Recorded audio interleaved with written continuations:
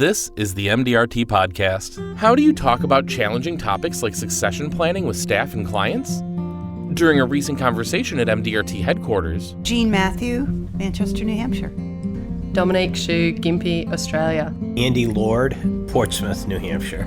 discussed what elements people don't talk about as much as they should and how they approach them in their practice. Easy for me, it's succession planning. At my age, I guess I have to admit I'm a mature practitioner. I get questions from clients often about what happens when I retire, or when will I retire, or what happens if I'm killed. Do I have that in good order? And the answer is the continuation plan and the disaster plan are in good order, but there is no real plan for success. You know, there's a plan for me going out the door feet first, but not walking out the door successfully retired. And in my interviews, you know, again, as part of this task force and talking to the guys that I spoke with and just knowing what's going on in the industry, I think that the industry is in a state of shock and awe.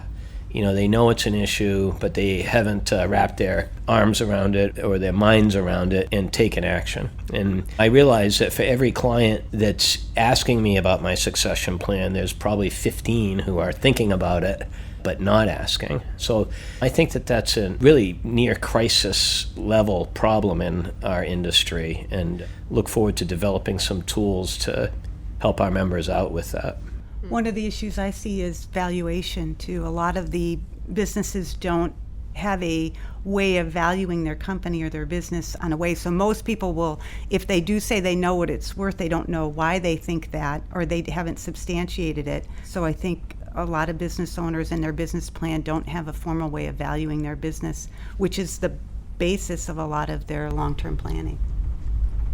I would agree with Andy for sure that succession planning is a big deal that kind of goes under the cover a little bit. But the other one I would add is the idea of some industry-specific financial metrics that can be looked at or applied to for financial planning businesses. So things like number of staff per set amount of revenue, number of clients per advisor, those sorts of things where, and I understand it differs for different business models and also different regions, but taking it down that next level so you can really compare, well, is my business as efficient as it can be while it's operating in this space? I don't think that always gets looked at as closely as perhaps it could. I have a story about business valuation, and I learned a great back-of-the-envelope valuation technique. And the idea is that you put yourself in the mindset that one of your friendly competitors or perhaps the firm down the street comes into the office and announces that they want to buy you.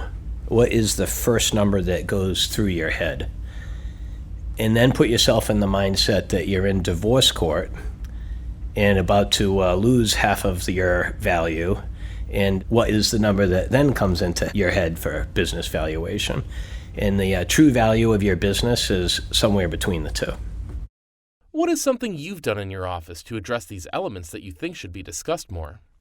We definitely speak to the team a lot about our goals and objectives for the year and beyond.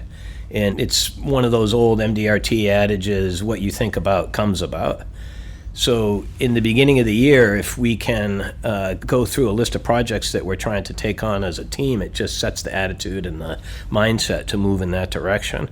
And I think that that's what allowed us to be able to nail down the continuation plan. That's what allowed us to nail down the disaster plan. That and the fact that we knew the regulators would be taking a peek at it. And now we march on to the succession plan. So it's a matter of just prioritizing the goal and realizing how important it is to our clients that it be handled with grace and dignity and professionalism, and letting everybody in the office participate in that process. Yeah. We have clients that have asked us, well, what happens if something happens to you? And so we found that our clients definitely want to know our business succession plan. But we've also found that our staff wants to know that as well, what's going to happen to us. So in having those conversations in the office, we're really putting our staff's mind at ease to know that we're thinking ahead enough for them, that they're going to be taken care of if something happens. So It's been real beneficial to have those conversations in the office. We proactively bring it up. And part of it is that I have a family-run business, so we sit around the table. And at one time, Steve and I were a second marriage. We actually brought the one child from each of us, they're in their 20s. We brought our eldest kids into the room. It just happened to be that those two were independent and financially savvy. And we brought them in for a family meeting where we laid everything out and said, here's where everything is, here's what will happen. So even at that young age, they, in their 20s, they really had a clear understanding of what would happen if something were to happen to us from a business succession stand and from an estate planning standpoint. So we made sure that all those pieces were in place. Well, my son was working with me, and we really wanted to know if our clients are asking that question, we want to bring that to our staff. So at one of our staff meetings, we scheduled a specific time to go through this, and we went through that plan with the staff as well so that they could see what will happen. So it was proactive. So I would definitely discuss the business plan with my staff as well. And on top of that, I would one by one kind of explain to them how they fit into that and where their career can fit into that. So, for example, if they have personal goals of wanting to be an advisor or earning X amount of dollars per year, whatever it is that motivates them or they have as their goal, we would look at, okay, well, what do you have to achieve along a certain time frame for you to get exactly what it is what you want, and also how does that fit into, or how that fits into what the business plan is.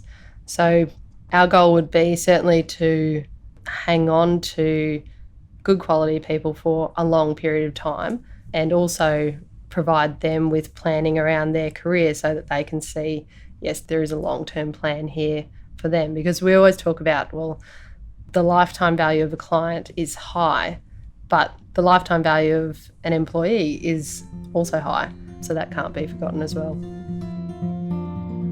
Thank you for listening to this month's episode. If you'd like to subscribe, find us on SoundCloud and iTunes at MDRT Podcast. We'll see you next time.